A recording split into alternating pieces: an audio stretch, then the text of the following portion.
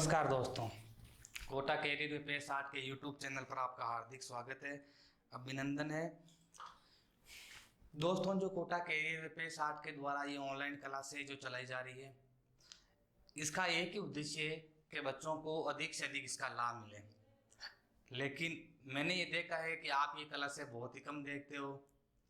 कोई अगर प्रश्न दे रखा है, उसका उत्तर आप कमेंट में नहीं दे पाते हो। तो आप एक काम करिए, आप इनको देखिए, आप जो भी प्रश्न पूछे उनको कमेंट में उत्तर दीजिए। इससे क्या हमारा भी हौसला बढ़ता है और आपको भी प्रश्न उत्तर सॉल्व करने में आपका भी समय है वो बचता है। दूसरी चीज़, आपको नॉलेज भी होता है इस बात का कि भाई प्रश्न किस टाइप के आते हैं, क्या पूछते हैं, क्या प्रश्न का उत्तर देना होता है। एक चीज़ और, जो बच्चे बच्चियाँ कोटा कैरियर में पढ़ते हैं 12th या 10th में, उनके एडमिट कार्ड जारी हो गए हैं। तो चाहे वो आर्ट्स का हो, साइंस का हो, बायो या मैथ, किसी भी सब्जेक्ट का हो, वो अपना एडमिट कार्ड कोटा कैरियर या स्कूल में आके एडमिट कार्ड ले सकता है, प्राप्त कर सकता है। अब हम आगे की श्रृंखला में बढ़ते हैं। हमने जनसंख्या घनत्व पढ़ रहे थे और आज जो टॉपिक है वो लास्ट टॉपिक है, जनसंख्या घनत्व को प्रभावित करने वाले कारक। जनसंख्या घनत्व को प्रभावित करने वाले कारक।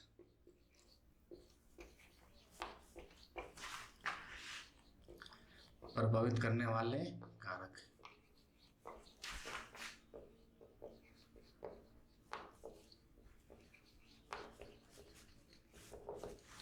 एक चीज और ध्यान रखना, अब जैसे आपकी परीक्षाएं नजदीक आ गई है, चाहे वो कंप्यूटर की हो, ड्राइंग की हो, ज्योग्राफी की हो, तो हम क्या करेंगे, परीक्षा को मद्देनजर रखते हुए इन टॉपिकों को थोड़ा जल्दी करने की कोशिश करेंगे, ताकि आपको इनका बेनिफिट है या आपको इनका लाभ है वो बोर्ड की एग्जाम में मिल सके। तो इसलिए हम इनको जल्दी समझने की या जल्दी करने की कोशिश करेंगे। आगे बात में, तो जनसंख्या घनत्व को प्रभावित करने वाले कारक है, इसका मतलब ये है कि कौन कौन से ऐसे कारक है जो जनसंख्या घनत्व को या जनसंख्या को अपनी ओर आकर्षित करते हैं या प्रभावित करते हैं। अपनी ओर आकर्षित करते हैं या प्रभावित करते हैं, तो वो कौन कौन से ऐसे कारक है। मैंने आपको एक चीज बताई थी, वो चीज याद करो। मैंने आपको ये कहा था कि एक क्षेत्र ये है जिसमें मान लो 4 लोग रहते हैं, और एक क्षेत्र ये है जिसमें 8 लोग रहते हैं। आगे बात में, इस क्षेत्र में 4 लोग रह रहे हैं और इस क्षेत्र में 8 लोग रह रहे हैं, तो इस क्षेत्र में कम जनसंख्या है, इसमें ज्यादा है। क्लियर? अब मान लो दोनों का क्षेत्रफल बराबर है, तो इसका जनसंख्या घनत्व कम होगा, इसका ज्यादा होगा। तो इसका जनसंख्या घनत्व ज्यादा क्यों है? क्योंकि ये सारे कारक होंगे या सारी सुविधाएं होंगी, ऐसे भी बोल दो, सारे कारक होंगे या सारी सुविधाएं होंगी। तो सारी सुविधाएं होने की वजह से या जनसंख्या घनत्व अधिक पाया जाता है। अब वो कौन कौन से कारक हैं जो जनसंख्या घनत्व को प्रभावित करते हैं, हम उनका अध्ययन करते हैं। देखो, जनसंख्या घनत्व के कारकों को 2 भागों में बांट दिया। जनसंख्या घनत्व के कारकों को कितने भागों में बांट दिया? 2 भागों में। तो जनसंख्या घनत्व के कारक हो गए वो 2 हो गए मुख्य रूप से। एक तो हो गया भौतिक कारक, भौतिक कारक। एक हो गया आर्थिक कारक। ये कौन सा हो गया? आर्थिक कारक। एक तो हो गया भौतिक कारक, एक हो गया आर्थिक कारक। अब भौतिक कारक कौन कौन से, आर्थिक कारक कौन कौन से, आपको ये चीज समझ में आ जानी चाहिए कि जनसंख्या घनत्व को या जनसंख्या को प्रभावित करने वाले ये कारक है, अर्थात जहां ये कारक उपलब्ध होते हैं या मान लो जहां ये सुविधाएं उपलब्ध होती है वहां जनसंख्या अधिक पाई जाती है, और जहां जनसंख्या अधिक पाई जाती है वहां जनसंख्या घनत्व भी अधिक पाया जाता है। और जहां ये कारक उपलब्ध नहीं हो पाते हैं, जहां ये कारक उपलब्ध नहीं हो पाते हैं वहां जनसंख्या भी कम पाई जाती है और जनसंख्या घनत्व भी कम पाई जाता है। तो देखो, पहला है स्थिति, भौतिक कारक में पहला कौन सा? स्थिति, अभी आपको समझाएंगे सारे। दूसरा है जल की उपलब्धता, जल की उपलब्धता। तीसरा है जलवायु, तीसरा कौन सा है? जलवायु। और चौथा है मृदा। आर्थिक कारक में देखो, आर्थिक कारक में जो पहला है वो है उद्योग या औद्योगिकरण।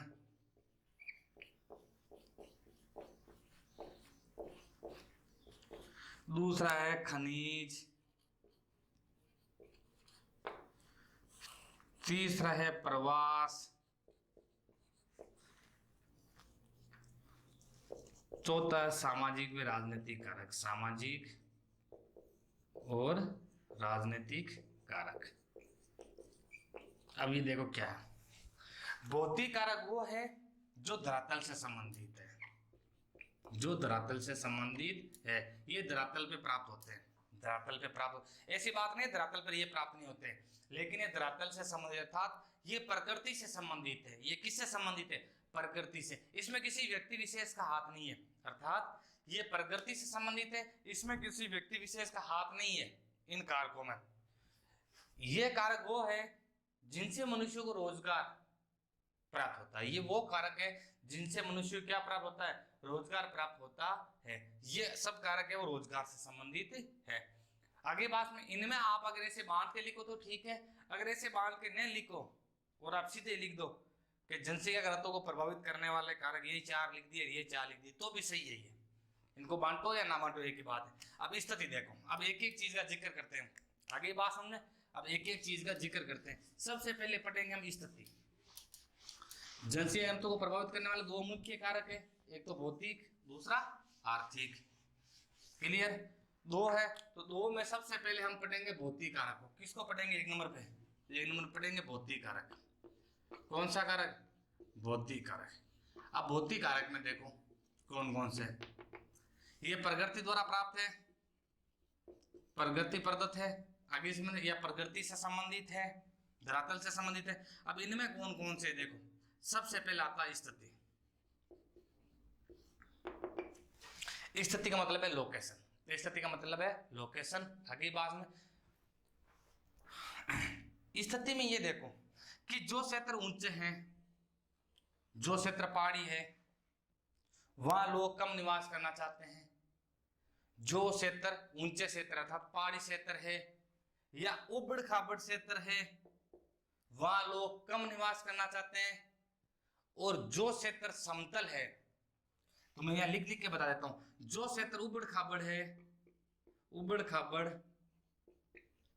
या पहाड़ी क्षेत्र है, वहां लोग कम निवास करना चाहते हैं। यहाँ लोग क्या निवास करना चाहते हैं? कम लोग निवास करना चाहते हैं। और जो क्षेत्र समतल है, वहां लोग अधिक निवास करना चाहते हैं। ऐसा क्यों? ऐसा इसलिए क्योंकि उबड़ खाबड़ या पहाड़ी क्षेत्रों में ना तो कृषि संभव है और ना ही वह उद्योग स्थापित करना संभव है। ना ही वह कृषि संभव है और ना ही वह उद्योग करना संभव है। और ये मनुष्य के लिए उपयुक्त जगह भी नहीं है, उपयुक्त स्थिति भी नहीं है। इस कारण से यहाँ लोग कम निवास करते हैं। और जो क्षेत्र एकदम समतल है, अर्थात जो क्षेत्र समतल है, वहां लोग अधिक निवास करते हैं। क्यों? क्योंकि इसलिए करते हैं वो, क्योंकि समतल क्षेत्र में अच्छी कृषि भी हो जाती है, उद्योग धंधे भी स्थापित हो जाते हैं और वो जगह मनुष्य के लिए या वो स्थिति मनुष्य के लिए अनुकूल है। इसीलिए समतल वाले क्षेत्रों में अधिक लोग निवास करना चाहते हैं और उबड़ खाबड़ वाले क्षेत्रों में कम लोग निवास करना चाहते हैं। अब मैंने आपको एक चीज बताई थी, इससे पहले मैंने आपको ये भी कहा था, पिछली वाली क्लास में मैंने कहा था जनसंख्या घनत्व समान नहीं पाया जाता है। क्यों नहीं पाया जाता? अब आपको पता चल गया। तो यहाँ उबड़ खाबड़ या पहाड़ी क्षेत्रों में लोग कम रहेंगे तो जनसंख्या घनत्व भी कम होगा, और समतल मैदानों में लोग अधिक रहेंगे तो घनत्व भी अधिक ही होगा। आगे बात में दूसरा है जल की उपलब्धता। जल की उपलब्धता, अब आप दिमाग लगाओ, जहां मनुष्य को पीने के लिए आसानी से जल मिल जाता है, जहां मनुष्य को पीने के लिए, पशुओं को पीने के लिए आसानी से जल मिल जाता है या सिंचाई के लिए आसानी से जल मिल जाता है, वहां लोग अधिक निवास करना चाहते हैं। और जहां पीने के लिए या सिंचाई के लिए पर्याप्त मात्रा में जल की पूर्ति नहीं हो पाती है या पर्याप्त मात्रा में जल उपलब्ध नहीं हो पाता है, तो वहां कम लोग निवास करते हैं। तो जहां जल अधिक है वहां लोग भी अधिक मिलेंगे, जहां जल की उपलब्धता अधिक है वहां लोग भी क्या मिलेंगे? अधिक मिलेंगे। जहां लोग अधिक मिलेंगे तो वहां जनसंख्या घनत्व भी अधिक ही होगा। और जहां जल की उपलब्धता में कमी है, जल की उपलब्धता में क्या है? कमी है, तो वहां लोग भी कम मिलेंगे तो जनसंख्या घनत्व भी कम होगा। अब जैसे नदी घाटियां हैं, सिंधु है, नदी घाटी सभ्यता है, तो वहां जल आसानी से मिल जाता था। नदियों के किनारे लोग क्यों रहते थे? जितनी भी देखो, जितनी भी हमारी सभ्यताएं विकसित हुई है वो सभ्यताएं नदी घाटियों के किनारे विकसित हुई। क्यों हुई है? क्योंकि उन लोगों को, उनके पशुओं को और उनकी सिंचाई के लिए आसानी से जल मिल जाता था। इसीलिए नदी घाटियों का विकास कहाँ संभव हुआ है? जहां नदियां हैं या जहां जल है वहीं नदी घाटियों का विकास संभव हुआ। क्यों हुआ? क्योंकि वह पर्याप्त मात्रा में जल की उपलब्धता है। आगे बात में तीसरा देखो जलवायु। तीसरा देखो जलवायु। देखो, जहां गर्मी अधिक है यहाँ जहां ठंड अधिक है, चाहे गर्मी अधिक हो चाहे ठंड अधिक हो, देखो चाहे गर्मी अधिक हो या चाहे ठंड अधिक हो, जहां गर्मी और ठंड अधिक है वहां लोग कम निवास करते हैं। वहां लोग क्या निवास करते हैं? कम। कम इसलिए निवास करते हैं क्योंकि ज्यादा गर्मी और ज्यादा ठंड मनुष्य के लिए अनुकूल नहीं है। मनुष्य के लिए अनुकूल नहीं है, अर्थात वो उस सिचुएशन में नहीं रह पाता है। तो जहां गर्मी अधिक है, ठंड अधिक है, वहां लोग क्या निवास करते हैं? कम निवास करते हैं। जहां बरसात ज्यादा होती हो, बरसात ज्यादा होती हो, आगे बात में, या बरसात कम होती हो, वर्षा कम होती हो, वहां भी लोग कम ही निवास करते हैं। ये भी ध्यान रखना, दोनों चीजें ध्यान रखना। जहां गर्मी अधिक है वहां भी लोग कम निवास करेंगे, जहां ठंड अधिक है वहां भी लोग कम निवास करेंगे, ज्यादा वर्षा वाले क्षेत्रों में भी लोग कम निवास करेंगे और कम वर्षा वाले क्षेत्रों में भी लोग कम निवास करेंगे। अगली बात में, लोग उन क्षेत्रों में निवास करना चाहते हैं जहां की जलवायु सम हो। सम का मतलब ये जहां न तो ज्यादा गर्मी हो न ज्यादा ठंड हो, न तो ज्यादा गर्मी हो न ज्यादा ठंड हो, अर्थात उस क्षेत्र की क्लाइमेट या उस क्षेत्र की जलवायु समान हो। जिस क्षेत्र में समान क्लाइमेट मिलेगी, समान जलवायु मिलेगी, उस क्षेत्र में जनसंख्या ज्यादा निवास करेगी। तो इसका मतलब है समान जलवायु, न तो ज्यादा गर्मी और न ही ज्यादा सर्दी, उस क्षेत्र में लोग क्या रहेंगे? समान जलवायु वाले क्षेत्र में लोग ज्यादा रहेंगे। आगे बात में अब मैं आपको एक उदाहरण बताता हूँ। जैसे भूमध्य सागरीय जलवायु है। कौन सी जलवायु? भूमध्य सागरीय जलवायु है। तो भूमध्य सागरीय जलवायु मनुष्य के लिए सुखद है, अर्थात मनुष्य के लिए क्या है? सुखद है। मनुष्य के लिए क्या है? सुखद है।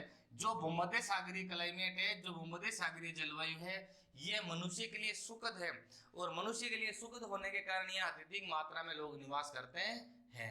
अत्यधिक मात्रा में लोग निवास करते हैं। आगे देखो मृदाएं या मृदा, 4 नंबर देखो मृदा। पहला स्थिति हो गया, लोकेशन, दूसरा जल की उपलब्धता हो गया, तीसरा क्लाइमेट जलवायु हो गया, चौथा सोइल हो गया अर्थात मृदा। देखो मृदा भी जलवायु मतलब जनसंख्या घनत्व को प्रभावित करने वाला एक महत्वपूर्ण कारक। कैसे कारक है इसको समझो। जिस क्षेत्र की मृदा उपजाऊ होगी उस क्षेत्र में कृषि की संभावनाएं ज्यादा होगी, और जिस क्षेत्र में कृषि की संभावनाएं ज्यादा होगी उस क्षेत्र में लोग भी निवास ज्यादा ही करेंगे। जिस क्षेत्र में मृदा उपजाऊ होगी उस क्षेत्र में कृषि की संभावना ज्यादा होगी। जहां कृषि की संभावना ज्यादा होगी वहां लोग ज्यादा रहेंगे। क्यों? क्योंकि वहां आसानी से उनको रोजगार मिलेगा। और कम मृदा उपजाऊ वाले क्षेत्र में लोग भी कम रहेंगे, तो जनसंख्या घनत्व भी क्या मिलेगा? कम मिलेगा। तो उपजाऊ मृदा वाले क्षेत्र में जनसंख्या घनत्व अधिक और कम उपजाऊ मृदा वाले क्षेत्रों में जनसंख्या घनत्व कम पाया जाता है। जैसे मैं आपको बताऊं, एक आपने सुना होगा एक मृदा का नाम उपजाऊ दोमट मृदा।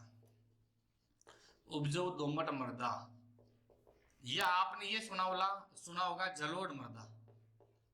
उपजाऊ दोमट मृदा या जलोढ़ मृदा, ये जो मृदाएं हैं ये बहुत ही उपजाऊ है। कृषि की दृष्टि से उपजाऊ है क्योंकि इनका निर्माण नदियों के जल से होता है, अर्थात नदियों द्वारा ये निर्मित है, तो इनका नवीनीकरण होता रहता है। तो ये उपजाऊ मृदा होने के कारण यहाँ लोग ज्यादा निवास करते हैं। और जिस क्षेत्र में मृदा उपजाऊ नहीं है वहां लोग कम निवास करते हैं। जैसे थार का मरुस्थल देख लो, सारा मरुस्थल देख लो, अरब का मरुस्थल देख लो, वहां की मृदा उपजाऊ नहीं है इसलिए लोग कम रहते हैं, और जहाँ की मृदा उपजाऊ है वहां लोग ज्यादा निवास करते हैं। तो ये 4 कारक हो गए भौतिक कारक। अब दूसरा पढ़ते हैं आर्थिक कारक। दूसरा कौन सा पढ़ते हैं? आर्थिक कारक। मैंने आपको बता दिया ये 4 कारक, और मैंने ये भी बता दिया कि ये माध्यमिक शिक्षा बोर्ड की परीक्षा को मद्देनजर रखते हुए ये आपकी क्लासें लगाई जा रही है। आगे देखो दूसरा, देखो आर्थिक कारक।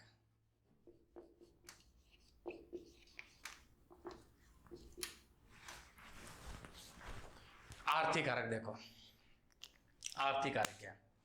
आर्थिक कारक वो कारक है जिनसे मनुष्य को रोजगार की प्राप्ति हो, अर्थात इसमें व्यक्ति विशेष का हाथ है, उसमें प्रकृति का हाथ था, इसमें व्यक्ति विशेष का हाथ है।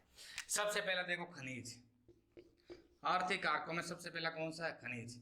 अब आप बताओ, जिस क्षेत्र में खनिज ज्यादा मिलेंगे उस क्षेत्र में जनसंख्या भी ज्यादा मिलेगी। मैं आपको एक उदाहरण इसका ये भी बता देता हूं कि कोई क्षेत्र ऐसा है जहां की जलवायु मान लो गर्मी है, गर्म है, या जहाँ की ऐसे मान लो जहाँ की जलवायु चाहे शीत हो चाहे गर्म हो, लेकिन वहां पर खनिज है तो वहां लोग अधिक रहेंगे। आगे बात में अगर किसी क्षेत्र की थोड़ी बहुत जलवायु अगर मनुष्य के अनुकूल नहीं हो और वो क्षेत्र अगर रोजगार की दृष्टि से या खनिज की दृष्टि से संपन्न है तो वहां लोग अधिक रहेंगे। आगे बात में जैसे जिस क्षेत्र में खनिज पाए जाते हैं, जिस क्षेत्र में क्या पाए जाते हैं? खनिज अधिक पाए जाते हैं, अर्थात खनिज वाले क्षेत्रों में जनसंख्या क्या पाई जाती है? जनसंख्या पाई जाती है अधिक, जनसंख्या पाई जाती है अधिक पाई जाती है। और जहाँ जनसंख्या अधिक पाई जाती है वहाँ जनसंख्या घनत्व तो ऑटोमेटिक क्या हो जाएगा? अधिक हो जाएगा। आगे बात में और जिन क्षेत्रों में खनिज कम पाए जाते हैं या ना के बराबर पाए जाते हैं या नहीं पाए जाते हैं उन क्षेत्रों में जनसंख्या क्या पाई जाती है? कम पाई जाती है। आगे बात में मैं आपको उदाहरण बताता हूँ, देखो कटंगा तांबा पेटी, ये कटंगा तांबा पेटी अफ्रीका में, कटंगा जाम्बिया तांबा पेटी भी कहते हैं इसे। ये जो पेटी है इस क्षेत्र में तांबा अधिक निकलता है। यहाँ की जलवायु सही नहीं है मनुष्य के लिए, पूर्णतः सही नहीं है, अर्थात एक तो एकदम पूरी तरह सही हो तो सही होती है, एक थोड़ी बहुत सही नहीं हो तो भी वो सही नहीं है। तो यहाँ की जलवायु पूर्णतः सही नहीं है, फिर भी यह तांबा की उपलब्धता है और तांबा की उपलब्धता होने के कारण यहाँ जनसंख्या अधिक पाई जाती है, यहाँ जनसंख्या अधिक पाई जाती है। आगे बात में तो जिन क्षेत्रों में खनिज अधिक पाए जाते हैं या खनिज की दृष्टि से संपन्न है उन क्षेत्रों में जनसंख्या अधिक पाई जाती है। आगे बात में इसके आगे देखो औद्योगिकरण,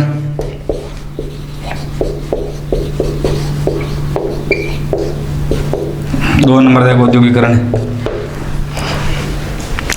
जो क्षेत्र उद्योगों की दृष्टि से संपन्न है, जो क्षेत्र उद्योगों की दृष्टि से संपन्न है वहाँ लोग अधिक रोजगार के लिए जाते हैं, वहाँ लोग अधिक रोजगार के लिए जाते हैं। और जहाँ लोग अधिक रोजगार के लिए जाते हैं तो वहाँ की जनसंख्या ऑटोमेटिक बढ़ जाती है। जैसे कुचाण में लोग पढ़ने के लिए आते हैं तो यहाँ की पॉपुलेशन ऑटोमेटिक बढ़ गई, यहाँ की पॉपुलेशन ऑटोमेटिक बढ़ी तो यहाँ का जनसंख्या तो ऑटोमेटिक बढ़ गया।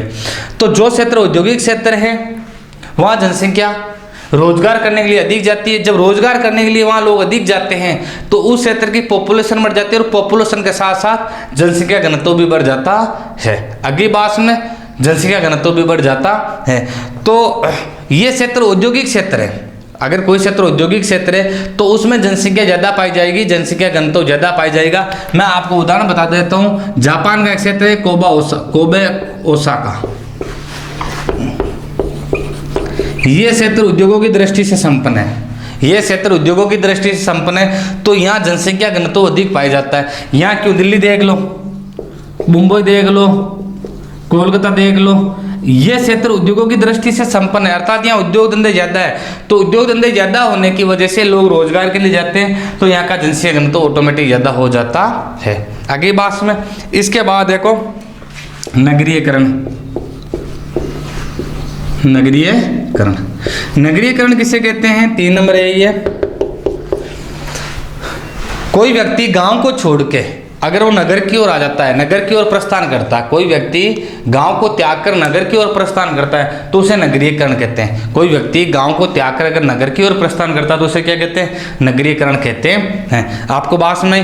अब वो गाँव को त्याग कर नगर की ओर क्यों आ रहा है? वो गांव को त्याग कर नगर की ओर इसलिए आ रहा है, ये तो नगर में अच्छी शिक्षा मिलेगी, उसको अच्छी चिकित्सा मिलेगी, उसको परिवहन के साधन आसानी से उपलब्ध होंगे, उसको संचार के साधन आसानी से उपलब्ध होंगे और सबसे महत्वपूर्ण बात है उसको आसानी से क्या मिलेगा? रोजगार मिलेगा। उसको आसानी से क्या मिलेगा? रोजगार मिलेगा। जब उसको आसानी से रोजगार मिलेगा तो वो गाँव को छोड़ के किसकी ओर आ जाता है? नगर की ओर आ जाता है। अब मान लो ये गाँव है, इसमें मान लो 5 लोग रहते हैं और ये कोई नगर है मान लो।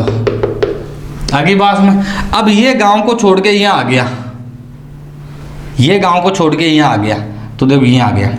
अब नगर की जनसंख्या में तो वृद्धि हो गई, और गांव की जनसंख्या में कमी हो गई। तो यहाँ की जनसंख्या बढ़ी है तो जनसंख्या बढ़ी है तो जनसंख्या घनत्व भी बढ़ेगा। जब जनसंख्या बढ़ी है तो जनसंख्या घनत्व भी बढ़ेगा। ये 3 नंबर हो गया। 4 नंबर देखो प्रवास। 4 नंबर क्या है? प्रवास। इसके आगे वाला पढ़ेंगे हम पाठ प्रवास के। प्रवास का तात्पर्य ये है कि एक स्थान को त्याग कर दूसरे स्थान पर जाना ही क्या कहलाता है? प्रवास कहलाता है। एक स्थान को त्याग कर दूसरे स्थान पर जाना ही क्या कहलाता है? प्रवास कहलाता है। मैं आपको एक उदाहरण बताता हूँ इससे जनसंख्या कैसे बढ़ती है। कि जैसे यूरोप महाद्वीप है, यूरोप महाद्वीप के जो उत्तरी पश्चिमी देश है, ज्ञान से सुनना बात को, यूरोप महाद्वीप के जो उत्तरी पश्चिमी देश है, उत्तरी पश्चिमी देश, उन्होंने क्या किया, उनकी जनसंख्या मान लो वृद्धि हुई तो उन्होंने यूरोप से अन्य महाद्वीपों की ओर प्रस्थान किया। जैसे उत्तरी अमेरिका, दक्षिण अमेरिका, ऑस्ट्रेलिया, इनकी ओर प्रस्थान किया। तो अब यूरोप महाद्वीप से जब इन्होंने उत्तरी अमेरिका महाद्वीप की ओर प्रस्थान किया, दक्षिण अमेरिका महाद्वीप की ओर प्रस्थान किया, ऑस्ट्रेलिया की ओर प्रस्थान किया, तो बताओ इन क्षेत्रों की जनसंख्या बढ़ी है कि नहीं बढ़ी है? बढ़ी है। अब ये लोग यहाँ से छोड़ के या इस स्थान को त्याग के यहाँ आ गए तो इस क्षेत्र की जनसंख्या क्या हो गई है? बढ़ गई है। अब यहाँ मान लो जनसंख्या में वृद्धि होगी तो यहाँ जनसंख्या में वृद्धि ज़्यादा होगी कम होगी? जनसंख्या में वृद्धि ज़्यादा होगी। जब जनसंख्या में वृद्धि ज़्यादा होगी तो उस क्षेत्र की जनसंख्या अर्थात पॉपुलेशन ज़्यादा होगी। जब उस क्षेत्र में पॉपुलेशन ज़्यादा होगी तो उस क्षेत्र का जनसंख्या घनत्व ज़्यादा होगा। एक तो ये एक 5वां देख लो लास्ट, सामाजिक व राजनीतिक कारक एवं राजनीतिक कारक। ये लास्ट कारक है, इसके बाद आगे का टॉपिक शुरू करते हैं। सामाजिक एवं राजनीतिक कारक। सामाजिक एवं राजनीतिक कारक क्या? देखो क्या होता है, जिस क्षेत्र में सामाजिक रूप से, पूरी समझना, जिस क्षेत्र में सामाजिक रूप से या राजनीतिक रूप से शांति है वहाँ लोग अधिक रहते हैं। जैसे कुचाण में सामाजिक रूप से राजनीतिक रूप से शांति है, राजस्थान में सामाजिक व राजनीतिक रूप से शांति है। एक बात की बात करते हैं, जिस क्षेत्र में सामाजिक व राजनीतिक रूप से शांति होती है उस क्षेत्र में पॉपुलेशन ज़्यादा निवास करती है, और जो क्षेत्र राजनीतिक दंगों वाला या सामाजिक दंगों वाला या सामाजिक अशांति वाला या राजनीतिक अशांति वाला होता है उस क्षेत्र में पॉपुलेशन कम होती है। आगे बात में कैसे कि आपने कई बार अखबारों के माध्यम से या मीडिया के माध्यम से या किसी व्हाट्सएप के माध्यम से सुना होगा कि उस क्षेत्र में दंगे फैल गए, राजनीतिक दंगे फैल गए। तो जब किसी क्षेत्र में राजनीतिक दंगे फैल जाते हैं तो उस क्षेत्र को खाली करवा के दूसरे की ओर, मतलब इस क्षेत्र में मान लो दंगे फैल गए तो इस क्षेत्र को खाली करवा के दूसरे क्षेत्र में उन लोगों को भेजते हैं। क्यों भेजते हैं? ताकि उन लोगों के कोई प्रॉब्लम नहीं हो, उन लोगों के कोई प्रॉब्लम नहीं हो। तो जहाँ सामाजिक और राजनीतिक रूप से शांति होगी वहाँ अत्यधिक पॉपुलेशन पाई जाती है, और जहाँ अत्यधिक पॉपुलेशन मिलती है वह जनसंख्या घनत्व भी ऑटोमेटिक अधिक मिलता है। और जहाँ राजनीतिक व सामाजिक रूप से अशांति मिलती है उस क्षेत्र में पॉपुलेशन कम मिलती है, और जब पॉपुलेशन कम मिलती है तो वहाँ का जनसंख्या घनत्व भी कम मिलता है। यह है जनसंख्या घनत्व को प्रभावित करने वाले कारक। अब इसके बाद का हम टॉपिक लेते हैं जनसंख्या वृद्धि। इसके बाद का टॉपिक क्या लेते हैं? जनसंख्या वृद्धि।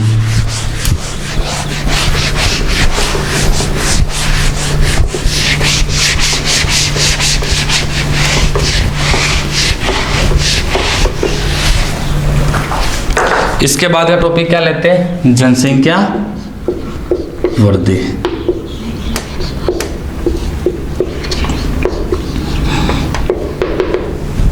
अब आपसे पूछ रहे जनसंख्या वृद्धि किससे कहते हैं? तो किसी निश्चित क्षेत्र वे निश्चित समय में होने वाले परिवर्तन को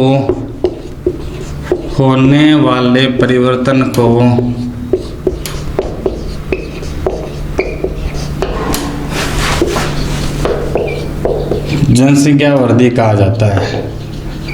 जनसंख्या वृद्धि ही कहा जाता है। कोई निश्चित क्षेत्र है और निश्चित समय उसमें अगर परिवर्तन होता है तो उसे क्या कहता है? जनसंख्या वृद्धि कहा जाता है। मैंने आपको बताया था परिवर्तन 2 प्रकार का होता है, धनात्मक या ऋणात्मक। आगे बात में सारी चीज़ पहले बताई हुई है।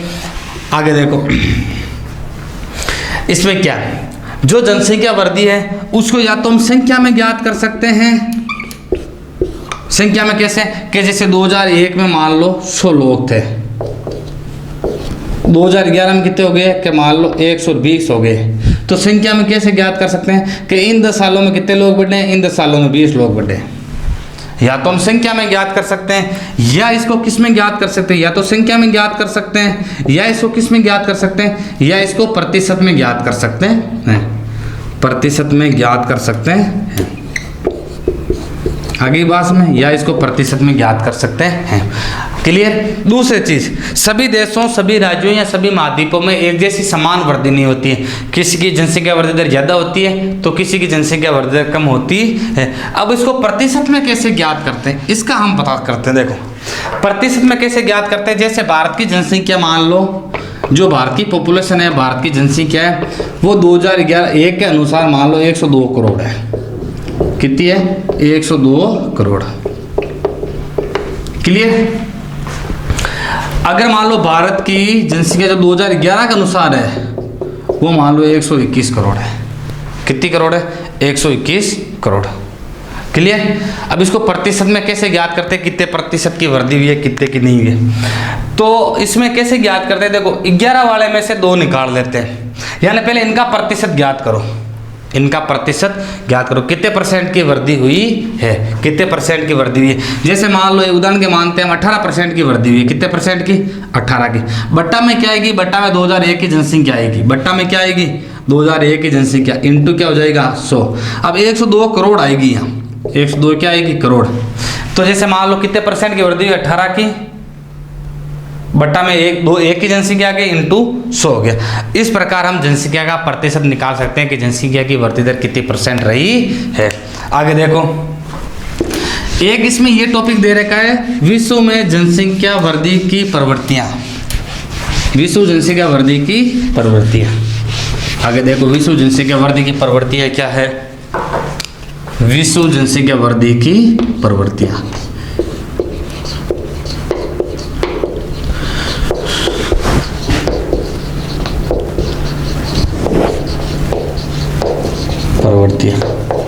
या मान लो काल बोल दो, एक ही बात है।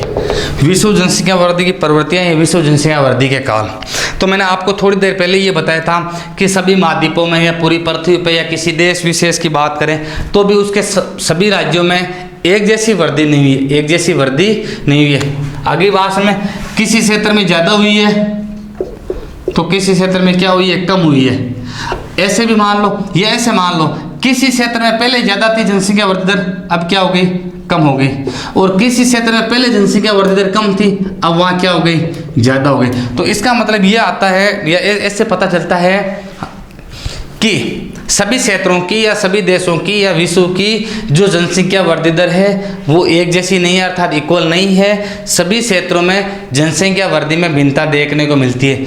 और हमने क्या किया, इसको काल के अनुसार बांट दिया। काल का मतलब है समय के अनुसार बांट दिया। अब हमने कौन कौन से कालों में बांटा, इसको कितने कालों में बांट दिया, इसको हमने 4 कालों में बांट दिया। कितने कालों में, 4। पहला कौन सा है, विश्व जनसंख्या वृद्धि की प्रवृत्तियां या काल। देखो पहला है प्राग ऐतिहासिक काल, प्राग ऐतिहासिक काल। दूसरा है प्राचीन काल।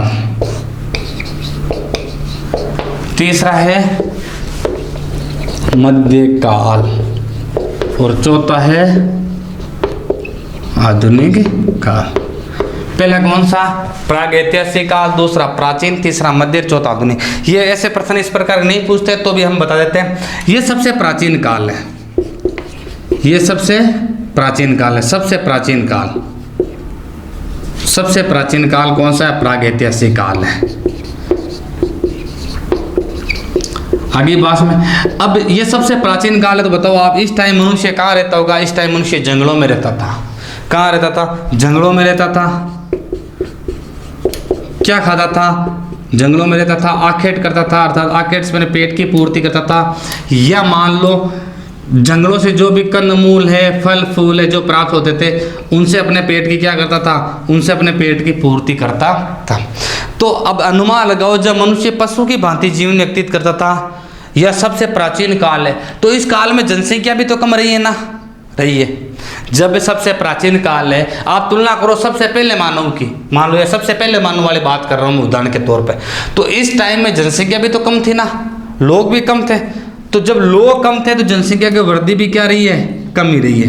अर्थात इस काल में न्यून जनसंख्या की वृद्धि है, न्यूनतम जनसंख्या की वृद्धि दर रही है।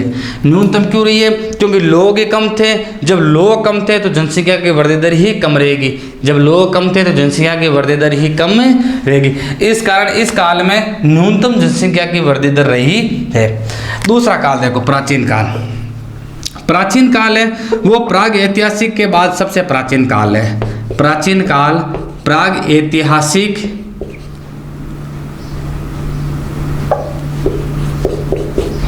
ऐतिहासिक काल के बाद का काल। तो इसका मतलब यह हो गया कि प्राग ऐतिहासिक बाद मतलब प्राग ऐतिहासिक काल के बाद का अगर कोई प्राचीन काल है वो प्राचीन काल है। इस टाइम मनुष्य क्या है, इस टाइम मनुष्य सभ्यता में रहने लगा। सभ्यता में कैसे? जैसे सिंधु घाटी सभ्यता, दजला अफरात की सभ्यता, मोहनजोदड़ो की सभ्यता, हड़प्पा की सभ्यता, तो सभ्यता में रहने लगा। अर्थात उसका धीरे धीरे आगमन, जब मनुष्य सभ्यता में रहने लगा तो उसका धीरे धीरे आगमन किससे होने लगा? तो उसका धीरे धीरे आगमन आधुनिक संस्कृति से होने लगा। किससे होने लगा? आधुनिक संस्कृति के संपर्क में आने लगा। उसने कई औजार बनाए, उसने कुछ हथियार बनाए। जब इस काल के बजाय इस काल में जनसंख्या ज़्यादा है, वो सभ्यता में रहने लगा, मैं आपको बता रहा हूँ। तो इस काल में बताओ जनसंख्या ज़्यादा है, तो जब जनसंख्या ज़्यादा है तो जनसंख्या घनत्व भी क्या मिलेगा? ज़्यादा मिलेगा। और जनसंख्या की वृद्धि दर भी क्या मिलेगी? ज़्यादा मिलेगी। तो प्राग ऐतिहासिक काल की तुलना में इस काल में जनसंख्या में वृद्धि दर ज़्यादा रही। पहले प्रश्न सुनना या उत्तर सुनना, पूरी चीज़ सुनना। प्राग ऐतिहासिक काल की अपेक्षा इस काल में जनसंख्या की वृद्धि दर ज़्यादा रही। आगे बात सुनने, प्राग ऐतिहासिक काल के बजाय और मध्य काल के बजाय क्या रही? कम रही। दोनों ही कॉन्सेप्ट क्लियर कर लेना। इसके बजाय तो यहाँ ज़्यादा रही और इसके बजाय यहाँ कम रही। आगे बात सुने, मध्यकाल। इस काल का प्रारंभ ऐसा कहते हैं 1650 ईस्वी से है। कब से? 1650 ईस्वी से। और यहाँ लगभग 55 करोड़ जनसंख्या थी इस काल में, यानी मध्य काल में लगभग विश्व की जनसंख्या कितनी थी? 55 करोड़ थी। कहीं 55 दे रखा, कहीं 60 दे रखा, 55-60 करोड़ के आसपास की जनसंख्या थी। तो इस काल में जन्म दर है ना वो ज़्यादा रही। जन्म दर क्या रही? ज़्यादा। पहले तरीका सुनना क्या कह रहा हूँ। जन्म दर ज़्यादा रही। जब जन्म दर ज़्यादा रही तो उसके साथ मृत्यु दर भी ज़्यादा रही। मृत्यु दर भी ज़्यादा रही, क्योंकि इस काल में देखो ये तो युद्ध होते रहते थे। दूसरी चीज़ यहाँ औपनिवेशिक शासन था, लोग मरते थे, लोगों को पर्याप्त मात्रा में खाने के लिए अन्न की पूर्ति नहीं हो पाती थी, लोगों को पर्याप्त मात्रा में चिकित्सा सुविधा नहीं मिल पाती थी। तो जनसंख्या में वृद्धि तो होती, लेकिन वृद्धि के साथ साथ क्या होती? मृत्यु भी होती। अर्थात जन्म होता तो उसके साथ क्या होती? मृत्यु भी होती। जन्म के साथ साथ क्या होती? मृत्यु भी होती। तो इस काल में जनसंख्या की वृद्धि दर हुई। वो कैसे? प्राचीन काल की अपेक्षा तो ज़्यादा और आधुनिक काल की अपेक्षा कम। इस काल की अपेक्षा तो ज़्यादा और इस काल की अपेक्षा कम। आगे बात सुने, ये है आधुनिक काल। आधुनिक काल को हम वर्तमान काल कहते हैं। वर्तमान काल को हम क्या कहते हैं? आधुनिक काल कहते हैं। इस काल में पर्याप्त मात्रा में चिकित्सा की सुविधाएं हुई, पर्याप्त मात्रा में लोगों को रोजगार मिलने लगा, पर्याप्त मात्रा में लोगों को परिवहन की सुविधाएं मिलने लगी और पर्याप्त मात्रा में सुख सुविधाएं मिलने लगी। क्या मिलने लगी? सुख सुविधाएं मिलने लगी। जब पर्याप्त मात्रा में ये सब चीज़ें मिलने लगी तो आप ये कल्पना करो जनसंख्या में क्या होगी? वृद्धि दर ज़्यादा होगी। तो इस काल में विस्फोटक या विस्फोट रूप से गति हुई। विस्फोट रूप से वृद्धि हुई। विस्फोट रूप से क्या हुई? वृद्धि। क्यों? क्योंकि जब उसको सारी सुविधाएं मिलने लगी तो ये एक नॉर्मल सी बात है, जनसंख्या में विस्फोट रूप से वृद्धि हुई। और विशेष रूप से वृद्धि इस काल में यानी वर्तमान काल में हमारे इन 50 सालों में हुई है। क्यों? क्योंकि सबसे ज़्यादा जो वैज्ञानिक विकास हुआ है वो 50 सालों में हुआ और वैज्ञानिक विकासों की बदौलत सबसे ज़्यादा विश्व की जनसंख्या अगर वृद्धि हुई है तो वो 50 वर्षों में हुई। जैसे भी 2020 चल रहा, तो ऐसे मान लो 1970 से आप कल्पना कर लो 2020 तक, 1970 से 2020 तक। तो इस काल में जो जनसंख्या की वृद्धि दर है वो सबसे ज़्यादा रही, अर्थात विस्फोट गति से रही है। ये जनसंख्या वृद्धि की होगी प्रवृत्तियाँ। नमस्कार दोस्तों, हम आगे का जिक्र आगे की क्लास में करेंगे। धन्यवाद।